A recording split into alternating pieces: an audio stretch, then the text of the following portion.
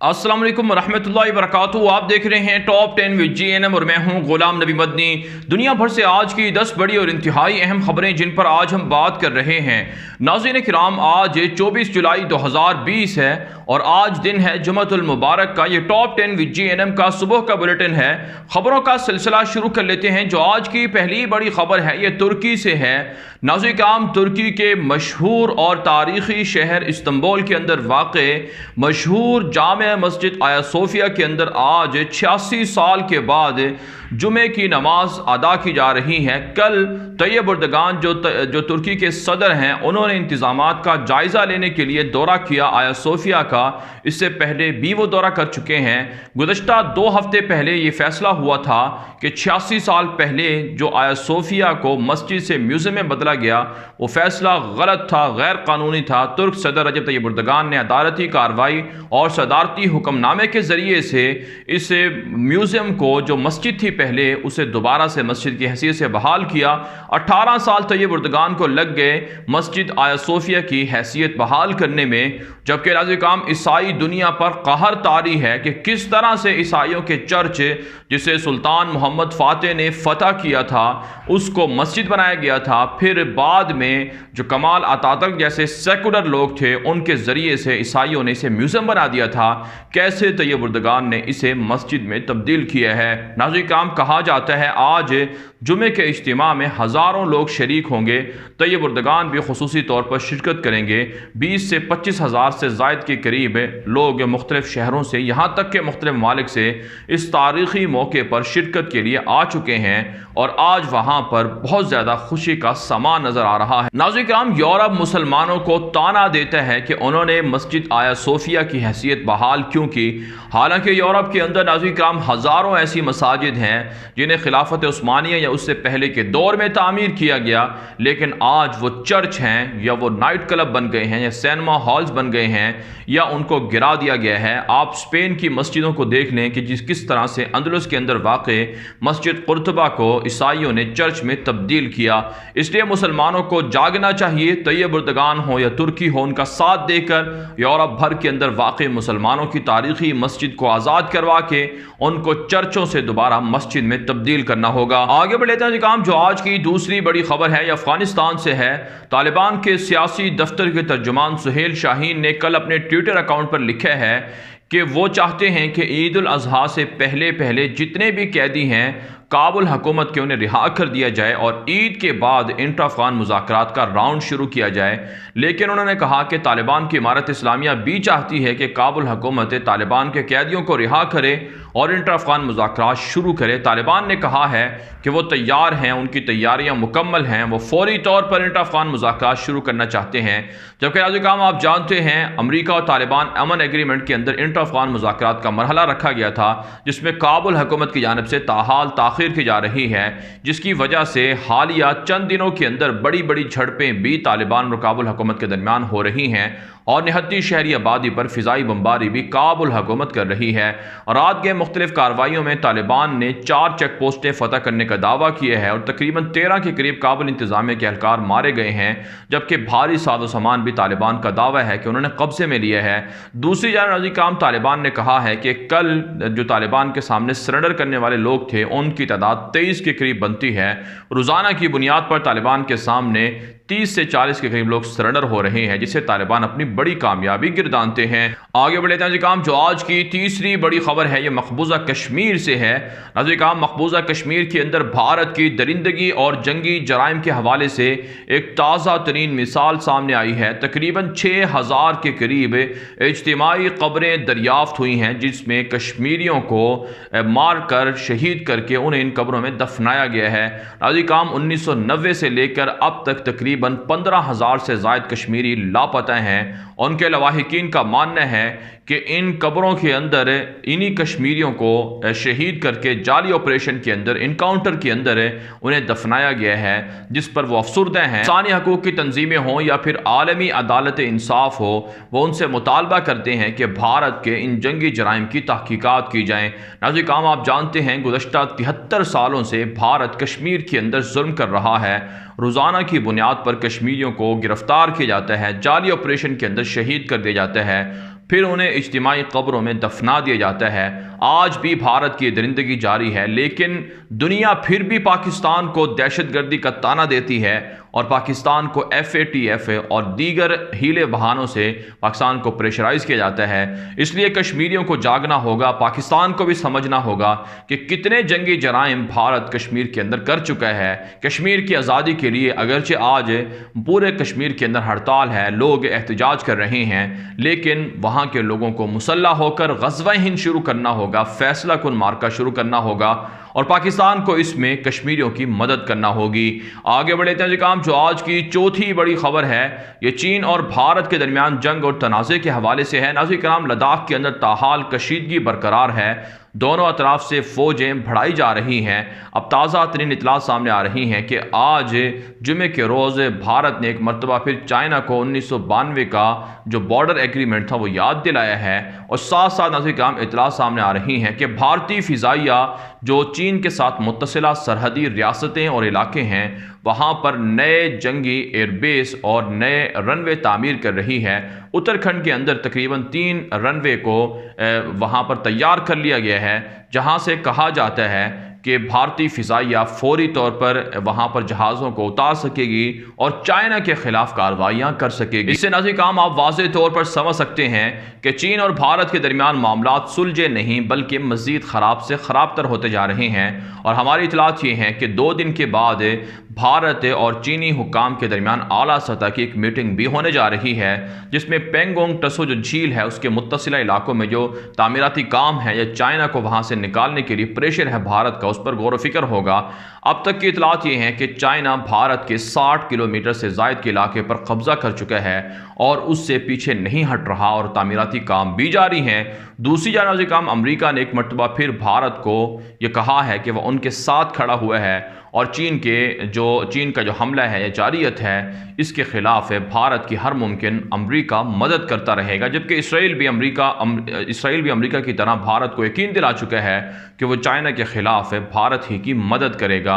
اور اس کے علاوہ جیسا کہ ہم آپ کو بتا رہے ہیں کہ ایک عالمگیر اتحاد تشکیل دیا جا رہا ہے تاکہ دنیا بھر کے اندر سے چینی اثر و رسوخ کو کم کیا جائے، اور اس میں ہدف پاکستان، چائنا اور ترکی اور دیگر ممالک ہیں۔ اس لیے مسلمانوں کو بھی متحد ہو کر دنیا کے اس خطرناک جو عالمگیر اتحاد ہے اس سے نمٹنا ہوگا، اس سے لڑنا ہوگا۔ آگے بڑھتے ہیں کام جو آج کی 5ویں بڑی خبر ہے یہ پاکستان سے ہے۔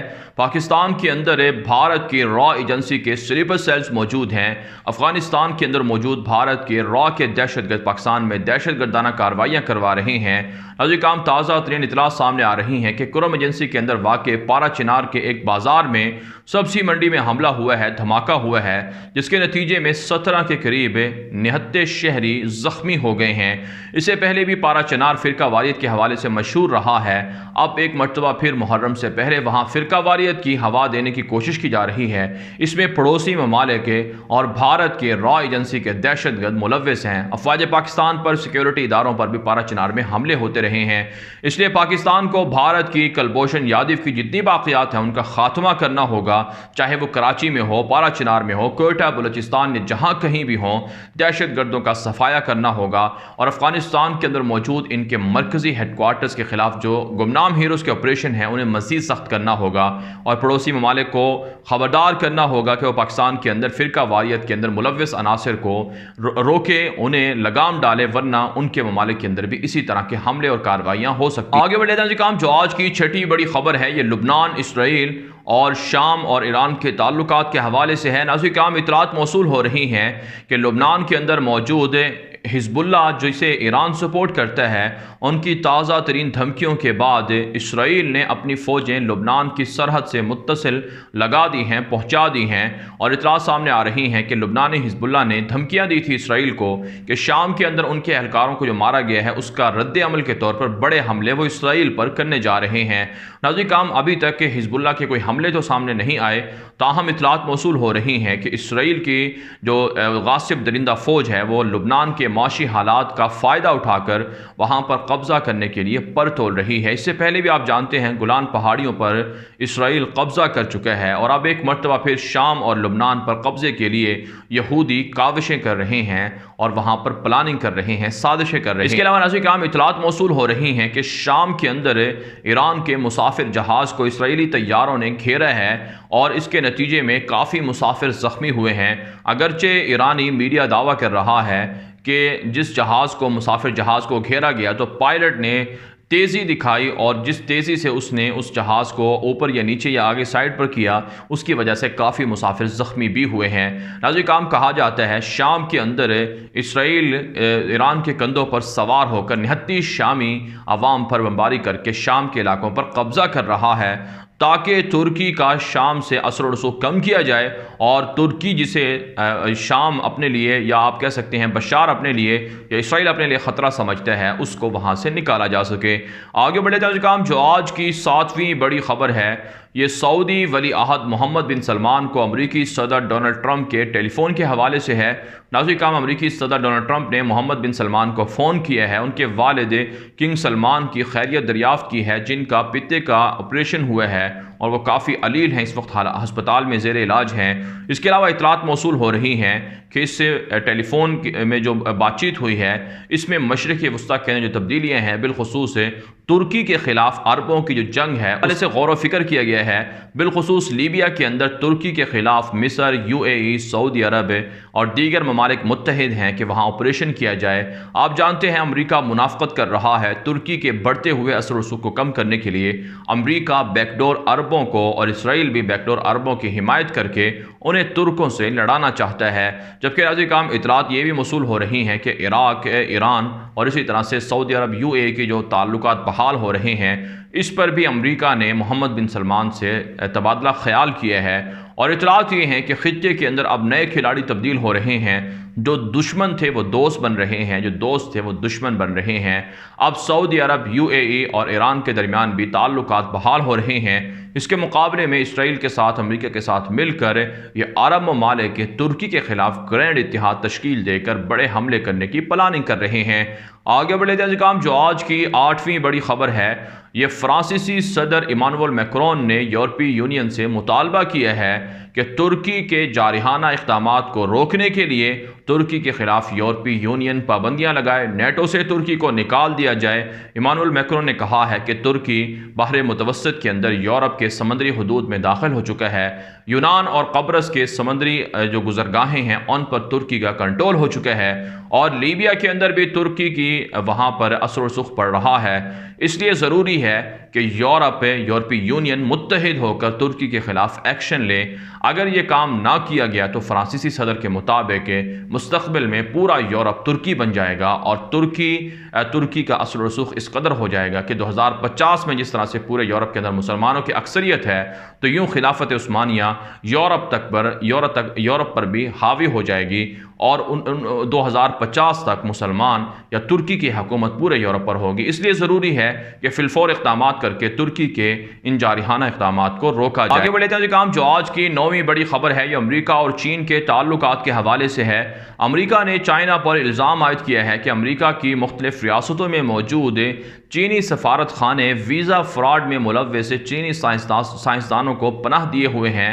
سان فرانسسکو کا علاقہ ہے جہاں پر چینی قونصل خانہ ہے، کہا جاتا ہے وہاں پر ایک مفرور چینی سائنسدان کو پناہ دی گئی ہے چینی حکام کی جانب سے، اور چائنا سے درجنوں ایسے سائنسدان ہیں جو مختلف جعلی ویزوں کے ذریعے سے امریکہ میں داخل ہوئے اپنے پیشے کو چھپا کر، اور وہاں پر وہ جو امریکہ کی تحقیق ہے یا وہاں پر امریکی سائنسی جو وہاں پر جو کام چل رہے ہیں ان کو وہ چرا کر وہ چائنا منتقل کر رہے ہیں۔ اس حوالے سے کہا جاتا ہے کہ امریکہ کے اندر موجود چینی سفارت خانوں کو مزید بھی بند کیا جائے گا، جبکہ چائنا نے الزامات کی تردید کی ہے اور کہا ہے کہ جان بوجھ کر امریکہ چین کے خلاف اس طرح کی سازشیں کر رہا ہے اور چین کو اس طرح سے بدنام کرنے کی کوششیں کی جا رہی ہیں۔ اس لیے اب چائنا بھی رد عمل میں ووہان کے اندر اور دیگر ریاستوں کے اندر واقع جو امریکی قونصل خانے ہیں انہیں بند کرنے پر غور کر رہا ہے۔ آگے بڑھے جائیں کام جو آج کی 10ویں بڑی خبر ہے یہ سعودی عرب سے ہے۔ ناظرین کام سعودی عرب کے اندر مختلف لوگوں کو بدعنوانی، رشوت اور اسی طرح سے کرپشن اور دیگر جرائم کی وجہ سے بھاری جرمانے اور سزا سنائی گئی ہے۔ بالخصوص جو عدالتی لوگ ہیں، عدالتی جج ہیں، ان کو سزائیں سنائی گئی ہیں۔ کہا جاتا ہے 2 مختلف واقعات کے اندر 2 عدالت کے ججوں کو لاکھوں ریال جرمانے کی اور 4 سال قید کی سزا بھی سنائی گئی ہے۔ ایک شہری نے اپنے مقدمے کے لیے جج کو رشوت دی تھی، اس کے بدلے میں اس شہری کو بھی 4 سال قید اور تقریباً 1 لاکھ ریال سے زائد کی سزا سنا دی گئی ہے۔ سعودی عرب کے حکام کے مطابق سعودی عرب میں رشوت اور کرپشن اور بدعنوانی یہ قانونی طور پر ناجائز ہے اور اس کے عوض بھاری سزائیں سنائی جاتی ہیں، اور اب عدالتی جو لوگ ہیں وہ بھی کرپشن اور رشوت کے اندر ملوث رہے تو انہیں بھی سزائیں سنائی جا رہی ہیں۔ بہرحال عزیز کام دنیا بھر سے تھی آج کی 10 بڑی خبریں۔ ان خبروں کے حوالے سے آپ کی کیا رائے ہے؟ اپنی رائے کامنٹ کے ذریعے سے ضرور ہم تک پہنچائیں۔ آج کے لیے اتنا ہی، اجازت دیجیے، اللہ حافظ۔